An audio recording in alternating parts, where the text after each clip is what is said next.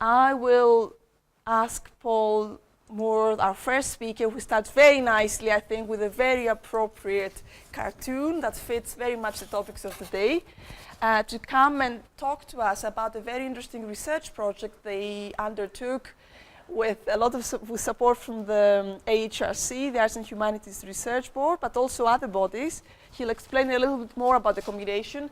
It's got to do with data, and it's used in creative industries, because a lot of the other focus will be, we had in the past museums, archives, libraries. I thought it's very important to talk broadly about the cultural sector. And it's some very interesting results coming out of how you use the data, and if you don't actually change the institutional culture, no matter how much data you have, it probably doesn't bring that much change in the organization. I probably grossly oversimplified Paul, and you have to explain a little bit. He's also head of department at the University of Ulster, but also a practicing artist. So I think the multi-talented aspect of working with different communities was a very useful experience that he can bring into the talk. Thank you very much. It's always embarrassing to hear what you're supposed to be doing rather than what you're actually doing. Delighted to be here. Sorry we brought Northern Irish weather with us, but there you go. What I want to talk about today is this particular project that we've been working on over this last year, which has just come to an end. And it's work I've been doing with a colleague who sadly can't be here today, called Anthony Lilly, who has been very important to us in terms of our relationship in the university, in that he does a great deal of consultancy work with key bodies. At the moment he's working with BBC Space in developing projects around that. So he had a real understanding of the industry. And we met when I was fortunate enough to be the Northern Ireland representative on the Ofcom Content Board, which also brought me to a realisation that the distance between what we thought we were doing in the academy and what the industry was actually doing was vast. And we began to question that. And there were really four things driving our thoughts initially. One was that we wanted to challenge this notion of the digital. Another strand we have running, a research strand, is what we call the death of digital, where we believe that the continual use of the term, as though it was some kind of mystified term, is actually becoming divisive in the society. And we've probably reached a tipping point where we need to stop talking about digital as though it's something special and something different. And as a way into that, we've begun to look at data, and we're getting quite concerned about a number of things. First of all, this notion that big data was the new oil. And the idea that it was somehow technicist, that we needed to be brilliant technically within a computing space in order to use data. And this, of course, was a myth which was being propagated by those for whom it was profitable, to lock the rest of us out of the notion of data. And we wanted to challenge that in some way. We also had a kind of notion that data was cultural. It's not actually technical at all, because data operates in cultural spaces, and therefore it must be subject to the same kinds of cultural contexts as the rest of us are subject to. It can't be objective and working in a vacuum, despite the fact that it's dealing supposedly with objective algorithms, but algorithms are designed by people who have cultural input and who have cultural contexts. So we felt that data had something cultural going on, and we needed to look at that. And we were also, and this was coming mainly from Anthony, concerned about the fact that most big organisations had large numbers of people working on data, but they didn't really take much notice of it. They didn't really utilise it other than in marketing. And it seemed to us that there had to be another way to do that. And to use the academic piece, we wanted to find some way to theorise that. And I think in a sense, this particular slide encapsulated for us what was going on. This idea that you have to have a kind of application for your data. And will it be accurate? Okay, we'll pretend that matters. Because actually what matters is the stories that we tell around the data. That's the key thing. Not the data itself, but what we tell people about the data. Particularly if those people, without being patronising, think they don't understand data. Then whatever story we tell them will be the dominant discourse. And therefore we needed to think around that a little bit. In order to kick this off, through some funding from Nesta, we wrote this document called Counting What Counts. I better tell you all about Anthony. These are the embarrassing pieces. Anthony has 2 brains, I should say. I'm sorry he's not here because he would tell you that himself. He's not in any way. I'm kind of worried about telling you that himself. I'm much less important. I just follow him around and bask in his reflected sunlight. But what we wanted to do with Counting What Counts, it was really just a provocative piece. We're actually a bit embarrassed about it now because it's distinctly kind of polemical. But it was very useful at the time to kind of raise the debate around it. And what does it say about me? Oh dear. Okay. What happened with this was kind of astonishing in a way, and we realised that we'd hit one of those moments that we hadn't planned for. This happened by default, but the European community picked up on it. We were dragged around Europe, as you might imagine, dirty job, but somebody has to do it. We were kind of taken to these different places to speak to cultural ministers and to have this kind of engagement around how the cultural sector might use data in a more meaningful way, which meant we had to think about it because we hadn't thought this through at this point. It was okay putting the polemic out there, but we hadn't really thought through where we wanted to take it. And that forced us into a situation of having to think this through more clearly.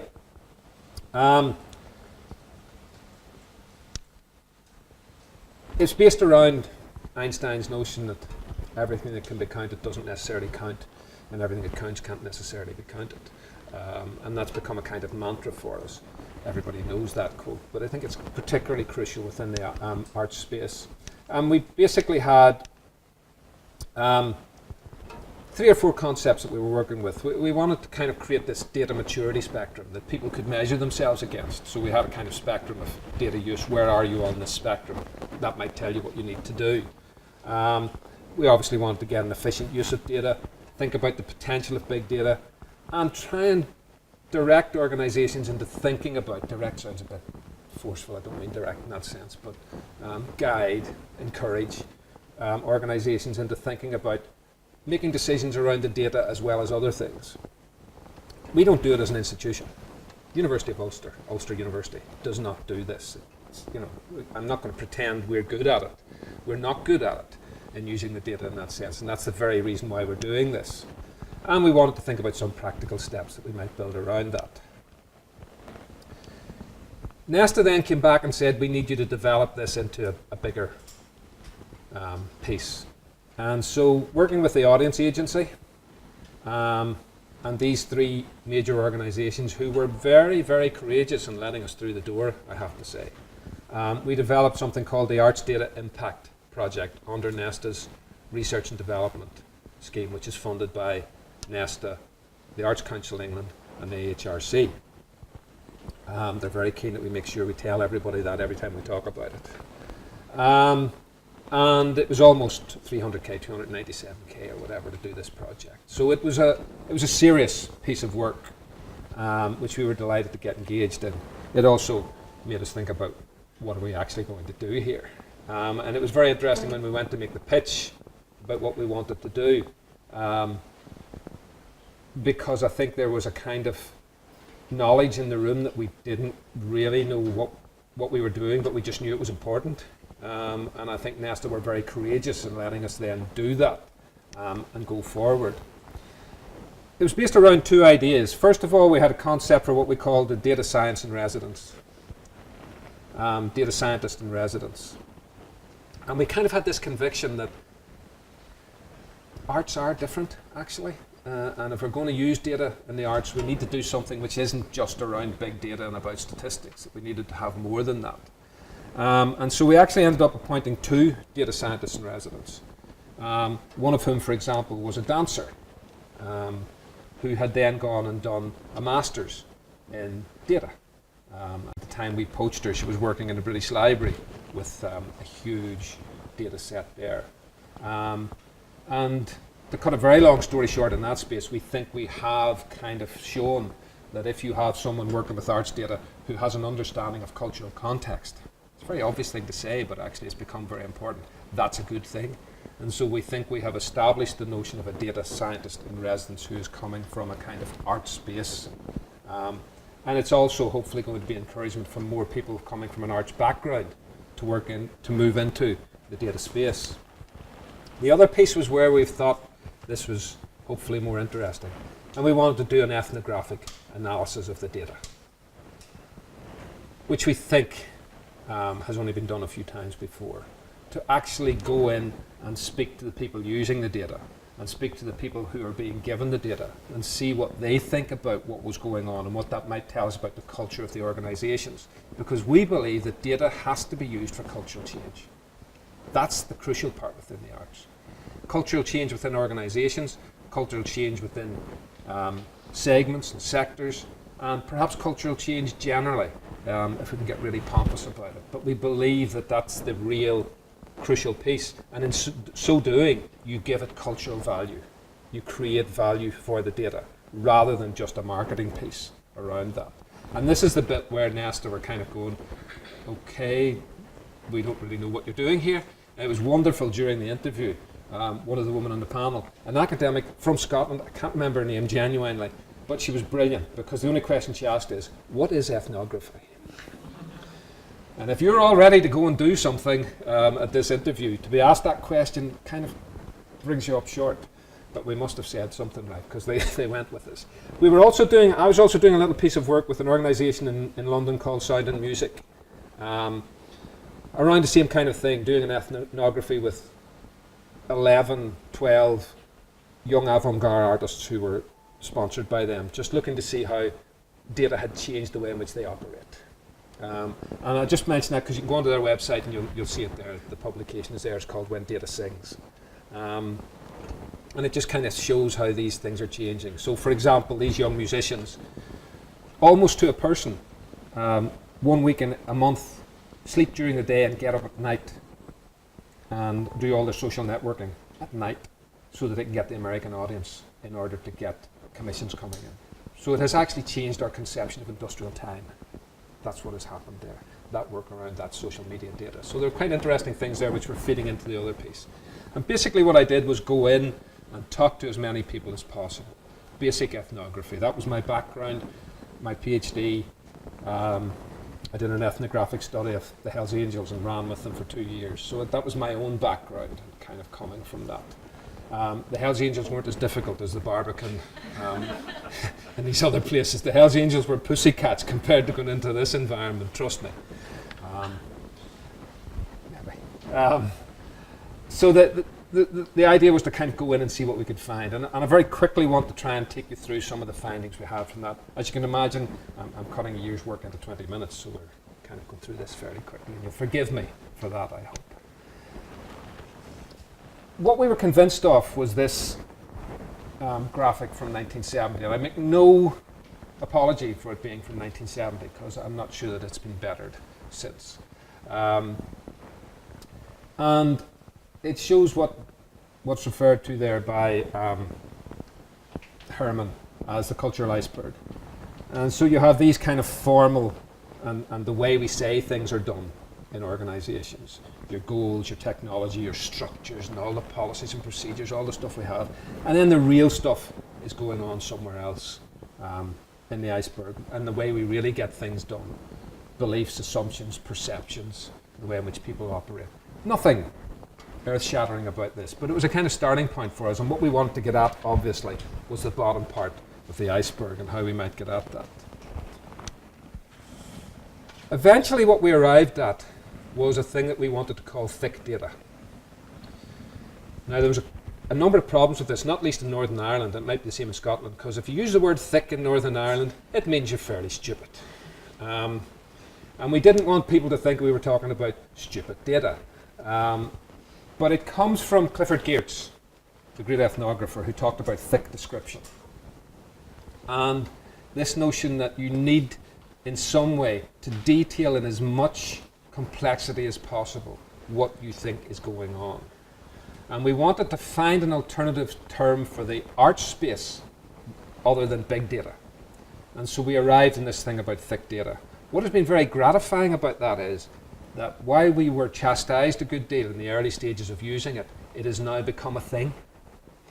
And in fact, on Google Think, about a month ago, their front page article was a kind of exhortation to businesses to start using thick data instead of big data. And when that happens, you know it's a thing. It's become something. The person that I used most was a woman called Erica Wang, who was doing work on this in MIT, I think, at the time. And I found her kind of notions around thick data very useful. And these are just a couple of quotes about thick data. But it basically means making sure you tell the story you need to tell around the data. Because that you get one chance at it. And you're in control of the data, you own your own data, therefore you need to think how you want to articulate that data to your public audience. It doesn't necessarily mean lying about it, which is what I'm always accused of. Oh, you're telling us to lie about our data. You can if you wish, that's your choice. But what I'm saying is you need to be very careful about how you articulate the story around the data. Because whatever you say is what people will think about that data. Because they can't see your data set. They can't go and look at it. In some areas you can, where there's an open data, and that's another argument that we're fighting. But basically, you need to think about what you're saying about your data. And these are just a few quotes that cropped up on different blog pages, and the previous one was in the Washington Post. So that it's beginning to kind of become a thing. And we're trying to use this notion of thick data much more. I'm just taking things in a kind of random way here. And I was smiling earlier when these slides are going to go up because people will not have an idea what was going on with this. I work in a rather kind of selfish way where I just use them to prompt the slides, to prompt what I want to say, actually. So apologies to anybody using this afterwards if the slides don't make sense. It's a very famous drawing. But one of the first things we found when we went into these organizations was that the geography of the space was crucial to the ways in which they thought about the data, which might seem kind of counterintuitive in a way, but one really needs to think about the geography of the space. And in one of the organizations, for example, I'll give you two examples. In one of the organizations, the person who was in charge of the data, the person who had the overview of those collecting the data and crunching it, was given a very shiny office. As you might expect, the kind of hierarchy of the area, of any area. What she discovered was that she had not a clue what was going on with the data because she couldn't hear what was happening. And on a walk around one day, she realized that she needed to be in the center of these people so she could hear all the conversations going on about the data and what was happening about the data. So she abandoned her office and set herself up right in the middle of all those working on the data sets. Might seem a very obvious thing to us, but it's a very courageous thing for her to do, I think, in that situation. And that meant she was continually confronting the conversations, and she could then think about how she articulated the narrative. Another example was in one of the organizations, they realized that they were having a problem getting people to go to some of the exhibitions. Vast building, how do you get them there? Well, actually, you can warn people that their mobile phones are going to be giving off Bluetooth signal, and you can then track how people are using the building, and you can then design your corridors and your walkways within the building to get them where you need them to be. So in most of these large organizations, you know that the two places people are going to go to are the cafe and the shop, and you can then start tracing that data to get them where you need them to be, as well as in the cafe and the shop. So we need to think about it geographically, how we set up our organizations in order to maximize the data use within the organization. And that's just a little quote from Mark Oge from a brilliant text called, it'll come back to me, I'm having a senior moment, it'll come back to me, something modernity, but it'll come back to me in a moment, where he talks about these intersections. And that's the other crucial thing about the geography. You need to think about directing people who are in charge of data so they meet one another. The number of times the people in charge of different pieces of data never spoke to each other. And the only people who brought it together were the people who took it to the board or took it to the senior meetings. They didn't actually ever speak. Now, Steve Jobs knew this. Steve Jobs only ever had toilets on every other floor in his buildings, deliberately. so that people had to walk to the loos and they met each other as they were walking. So they had to have conversations. But we need to construct some kind of way in which people intersect and get a chance to talk about these things. Mix up your data sets. Put people together, some who are working on box office, some who are working on something else. Put them together in the same space so they have to transact across the data, rather than relying on somebody else to bring it all together. Because the conversation is key to what is going on. Everyone will know of the notion of the rhizome and what goes on. I just thought I picked this up on the web somewhere. Apologies to whoever drew it. I haven't got a reference to them. I should have. And I've just broken the technology. I'm sorry, wherever he is. Have I done it damage? Is it all right? We hear a great deal about the word curation. We were just talking about it earlier. And it's become one of those words that means nothing, actually. And it's taken over from the word ecology. Everybody talked about cultural ecology, that we haven't got environments, we've got ecologies. The sad thing is both of those are right if they're used properly. They've become overworked, but they're crucial. But within any organisation, we need to think, particularly around data, about the ecology of the organisation. Because if you tweak something somewhere, it's going to have an impact somewhere you may not think about, somewhere else. So we need to try to think of the organisation as quite a complex piece, and think about that rhizomatic notion that if you do something in one place, it's going to affect somewhere else. And one of the interesting things was that a couple of the organisations actually started to try and track out their rhizome and see where the connections were. And one of them happened to be going through a quite profound structural change at the time and took this on board and tried to think of their structural organisation not in kind of hierarchical terms or flowchart terms, but in this notion of a kind of complex ecology that they could move from here or there. Now, I'm not being instrumental in kind of coming back to constantly how this is about cultural value, but hopefully that's apparent. I mean, all these things are about cultural change within organisations and the cultural value coming out of supposedly analysis of data, and look and see what data does. That's just a little quote from Deleuze around, which I think gets it very much at what we're at. It's this notion of the semiotic chains, and that became a key thing around the data. What are the semiotic chains connected to the data? Who is speaking to whom? Who is having a conversation? So, for example, in one of the organisations I had an interview, and these were set up by the leading figures in the organisation. It was a slightly strange ethnography in that sense, in that I was led to people rather than me finding people. But that's fine. And this woman was working in an area which had huge number of hits on a web presence that she was in charge of.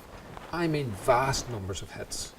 I want to say a figure, and I'm afraid to because I can't remember whether it's right or not, but I mean, we might be talking in six figures here, hits around a particular web presence. But none of that web presence was being used in decision making in the organisation because it was felt that it may not have an actual bearing on who was going to come through the door. That it was about a global online presence which couldn't be turned into footfall or bums and seats. I'm being deliberately kind of provocative here. And so this woman was desperately frustrated, and I've got 2 minutes left apparently, and I'm nowhere near finished. Okay, I'm going to go really quickly. This is Narcissus, as you all know, and we think we know what Narcissus did. I thought it did until I read this from McLuhan. And Narcissus didn't actually fall in love with himself. What happened was that he was numbed by the image of himself in a material other than himself. That's art's data. When we look at it, we become numbed by it. We can't really use it. And so what we resort to, I'd like to come back to that if I may. What we come back to is this notion of myth. And we create myths about what goes on in the organisations. So for example, that's the Strauss quote around myth.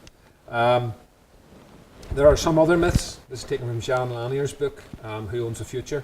In the world of business, big data often works whether it's true or not. This is one of the great illusions of our time, that you can game without being gamed. And all of these things are things that organisations thought, if you like. Here's another statement of the core idea of this book.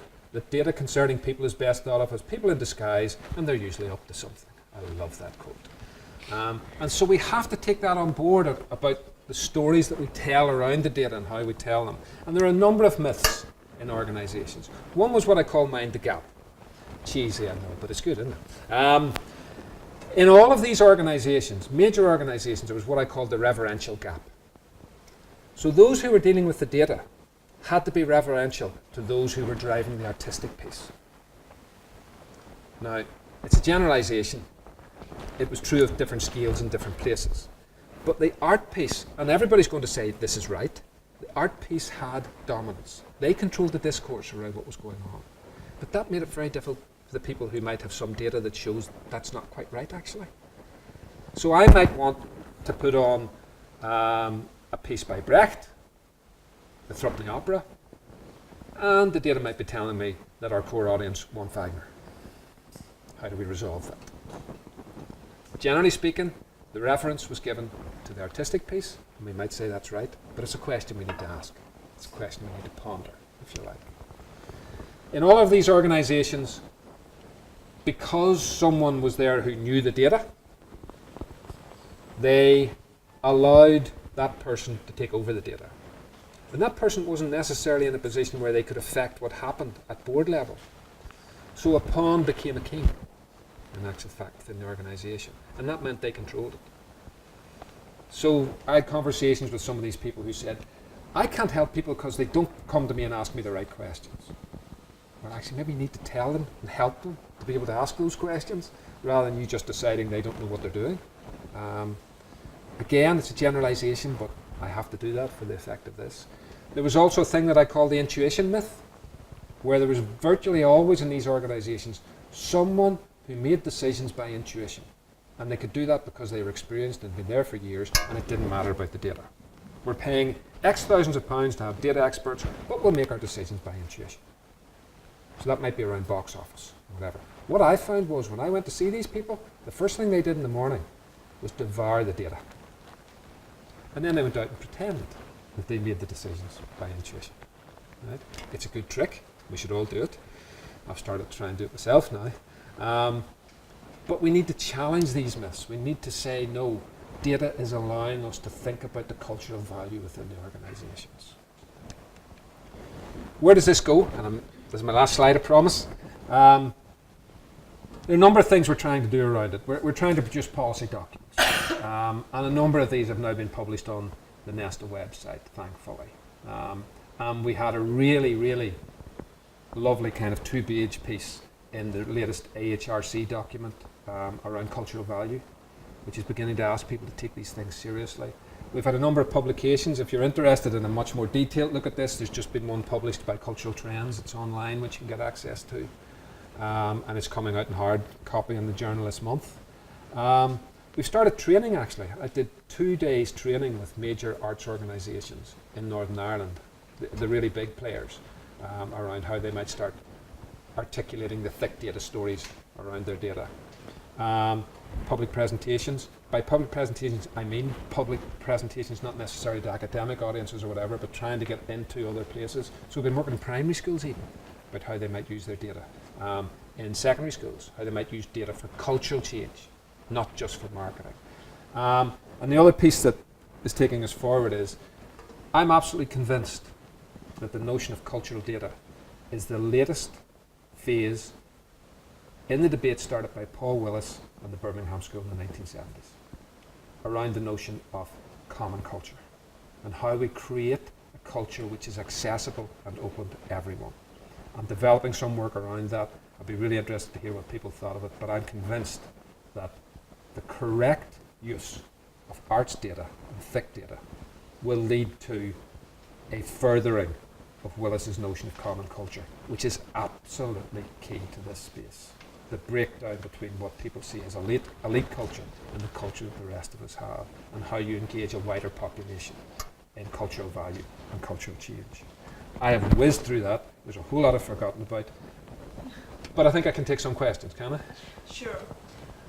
I wonder, my name is Ines Bell, I'm from the National Library of Scotland. I wonder how much culture is, in your mind, defined by locality? How much localness needs to be in culture, or how much is it not relevant when you do your...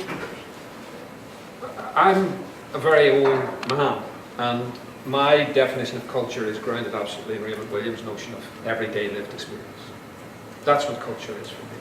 Now, that everyday lived experience has different spaces.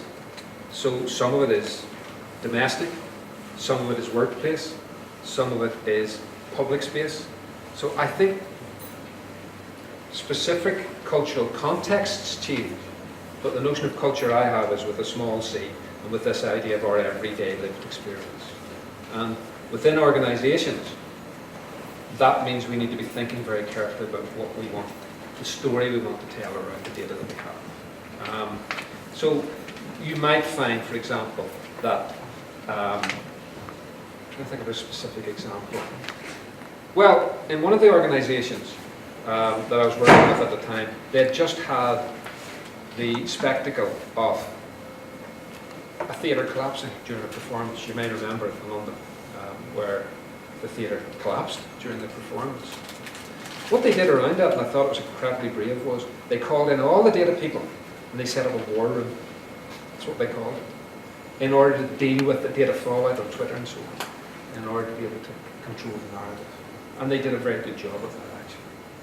Another example was where after one of the performances in one of these organisations, somebody tweeted, just been to performance of X, what a night, wouldn't like to go through that again.